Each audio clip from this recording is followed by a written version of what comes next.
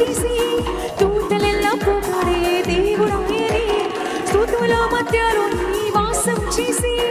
దూతలెల్లా పొగడే దేవుడాయనే ఏడు చుట్టూ భక్తుల స్వరము విని ఏడు చుట్టూ భక్తుల స్వరము చుట్టరా ఏడు చుట్టూ భక్తుల స్వరము విని ఏడు చుట్టూ భక్తుల స్వరము విని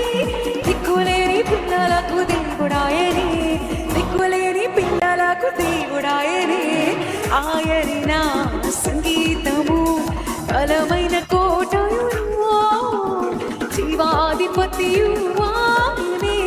జీవిత కాలమెల్లా స్తుతించేదాము మన జీవాధిపతియు ఆయనే